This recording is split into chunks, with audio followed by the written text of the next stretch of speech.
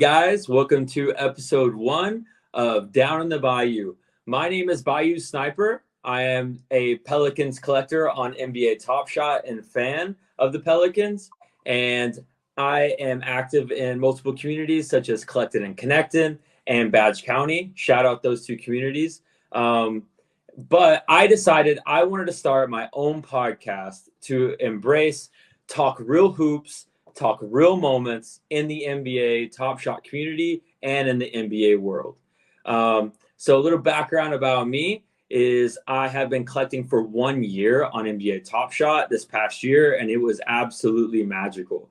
Throughout this year, I have made countless friends through positive communities like Badge County, like Connected and Connected. If you haven't gotten those spaces, please jump in. We'd love to have you. Talk real hoops and real moments, just like we do here at Down in the Bayou.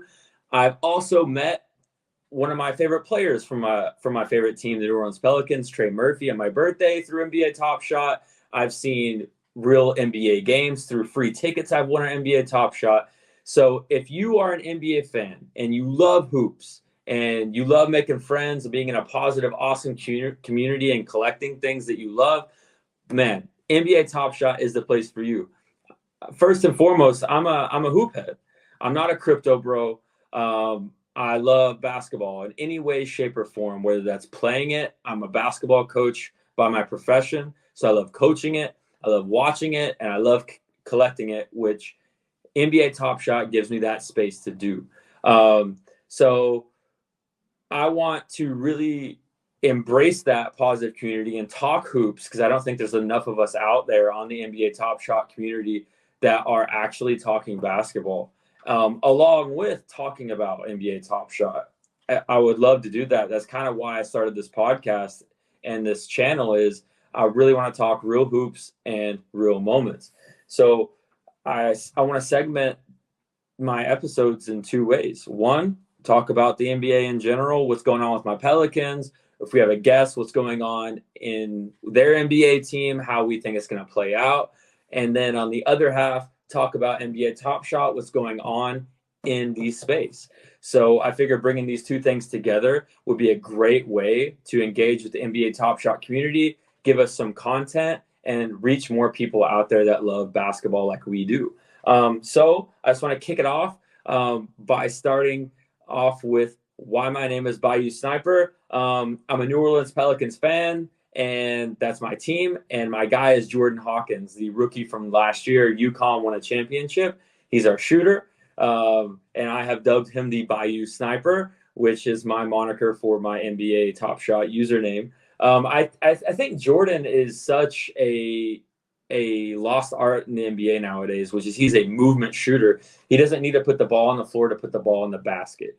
He can score so many ways off of just moving, like very Steph-like, very JJ Redick-like, very Ray Allen-like. He can get to his spots, use flare screens, use ghost screens. And, man, he dropped 34 as a career high in his rookie year this past season against Kyrie and the Mavs. What else can you say about that? Which I am the number one serial owner of his freshman gem and his rookie revelation.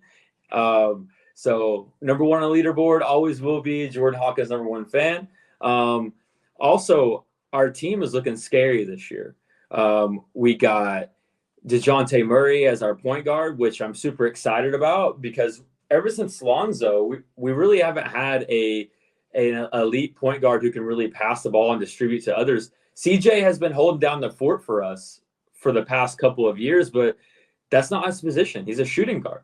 He wants to be in that number 2 position. He wants to be coming off of the ball screen, creating his own shot. He doesn't really want to distribute first. He is an underrated playmaker, despite popular belief, but that's not what's going to help us get to that next level as a team. And I think with DeJounte being there, paired with Herb Jones, which is a first-team all-defensive gauntlet of a man, he and DeJounte are really, really going to elevate our offense and defense with Zion, Brandon, and Trey.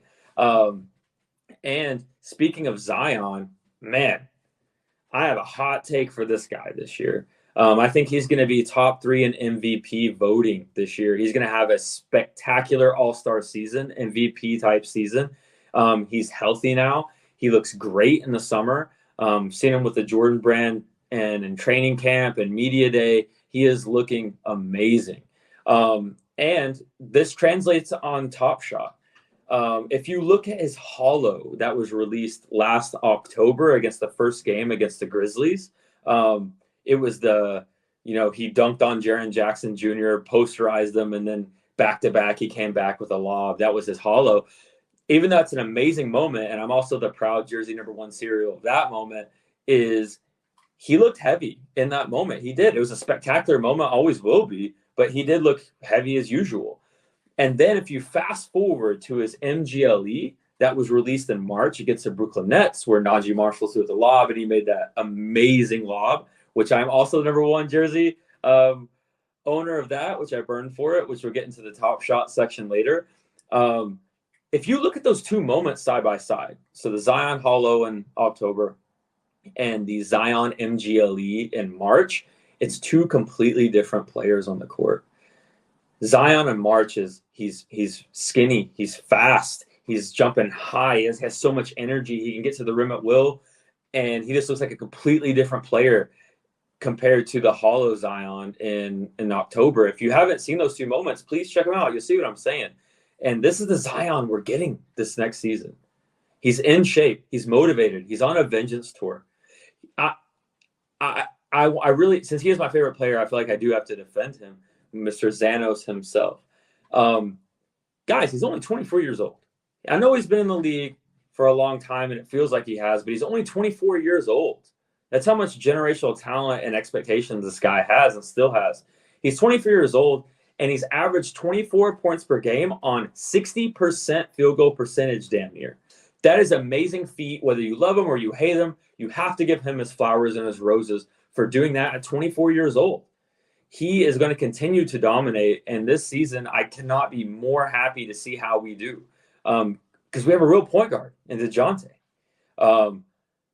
And I really think Brandon's going to have a bounce back year. His holo, if you look at his holo from this past season where he hit all those threes, if he plays like that with DeJounte, which they're childhood friends, by the way, so the chemistry's already there. He's healthy now. He's going to be happy with DeJounte. And I think our squad is going to be really scary. We're going to be the first team since the Rockets really, when they tried it, when Russ was there with the small ball. But I think we're going to have a lot of success with Zion at the 5. I really do. And even if he doesn't, I love the Daniel Tice acquisition as well. And I think in terms of our offense and defense, we have it all. We have all the talent. We just got to stay healthy. We have to have everything come together. So that's kind of my Pelicans update for this first episode in this first week. And as far as the West is concerned, I think OKC is going to run it back at the first seed. I love the Isaiah Hartenstein pickup, and I love the Alex Caruso pickup. And then the second scariest team, I think, with the #2 seed will be Denver again. I love the Russ. I love the Russ move.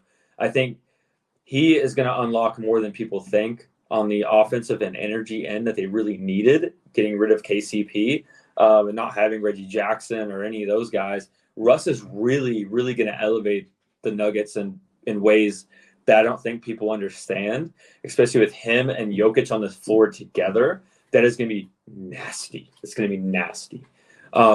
And I think Christian Brown is going to take a leap this year as well.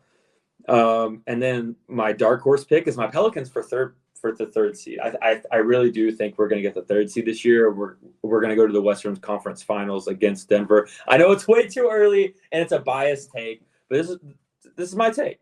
I think it'll be a dark horse contender in the Pelicans versus Denver in the Western Conference Finals, and then I think Denver will make it to the finals. And I think in terms of the East, I think Boston's going to run that thing back, man. They're just the complete team. I watched them live play against OKC last year in January and this past year. And man, even though OKC won, and I got to see Shea light it up and J-Dub do his thing, you could just tell that the Celtics, they are who they are. They're a better version of who they were, and they will continue to get better with continuity. And I don't see anybody in the East really touching that. Even New York, even Philly, even the Bucks don't see it. I think Boston's gonna run that back. I think the Magic are gonna be better. And I want to kind of focus on them to be kind of the dark horse in the East. Like they're not going to make it to the Eastern Conference Finals or anything, but I think that they'll have a good little run in the East. But if I had to pick a way too early take for the finals this upcoming season, it's Denver versus Boston. We'll see how bad that ages or how good that ages, but we'll see. But yeah, in terms of the NBA, I'm super pumped for this season. I think there's a lot of amazing matchups ahead of us, and a lot of amazing moments are about to be minted this year. So now I want to transition to the NBA TopShot side. So we talked real hoops. Now it's time for real moments. And guys, my first season collecting on TopShot was a damn movie. It was amazing. So many memories were made. And I got to give TopShot their flowers because, guys, this past season, there's some things that they've done that I think is going to be their bread and butter if they continue into this next season, this upcoming TopShot season, which is, for one, the freshman gem drop. I think that was a 10 out of 10 A1 home run, slam dunk, touchdown, whatever you want to call it, hat trick. I think the freshman gem drop was amazing, all the way down from the mint count, the times of the drop, the packs of the drop, and especially the burning tears for your 4K TSD. Burn that for the freshman gem. Burn that for the rookie revelation. I think all of that combined with an amazing draft class was just a magic in a bottle type situation. And they can still continue that. Even though this draft class is less exciting on paper, I think that freshman gem drop and that rookie stacked tier is the way to go. That's going to be TopShot's success story, is continuing through that, in my opinion, with rookies. In terms of things that also went well, I love the burn leaderboards, the jersey special serial for the MGLEs and the hollow icon. I think those are a amazing utility feature that they should continue year after year. Stack your MGLEs, stack your hollows. Which brings me to my question for the NBA TopShot community. Guys, in the comments, please let me know, what is your NBA TopShot strategy coming into this next season? Because I think this is a passion of mine, is talking strategy on TopShot and how different people collect. That's the beauty of our space. I don't see this a lot on X. I see people talking about the money and the mint counts and the drops and whatever be it. But I don't see us talking as a community about our strategy. I know some people want to keep it close to the vest, but come on, man. Like, that's the cool thing about collecting, and because you can collect different ways. I'm a completely different collector than some of my friends on TopShot. Some of my friends on TopShot have 4,000 moments. I only have about 350, and they're specifically curated for what I want and my guys who I want, like Zion, Jordan Hawkins, Anthony Davis, Shea. These guys I really concentrate on. And for my personal strategy this year is I'm stacking MGLEs. And I'm trying to put myself in best position, like I did this last year, to burn for those special serials. So that's kind of my thing in TopShot is I love stacking those and trying to burn. I really love that aspect about TopShot. And everyone collects differently. And some people may not like my strategy, and I love that. Don't like it, let me do it, and then I want to hear your strategy. That's what I love about TopShot, is there's so many unique ways to collect and connect with other people, as Sir Triticus would say. And Mr. Samuel D, shout out to Badge County. Please get in these two spaces, Collected and Connected and Badge County, along with join the Down in the Bayou community as well. We'd love to have you. It's just me and my dog Brownie and Donut. But we would love to have you here, and thank you for watching. Please don't forget, in the comments, please let me know, what is your NBA TopShot strategy coming into this next season and why? Okay? And also, be on the lookout for a giveaway for the inaugural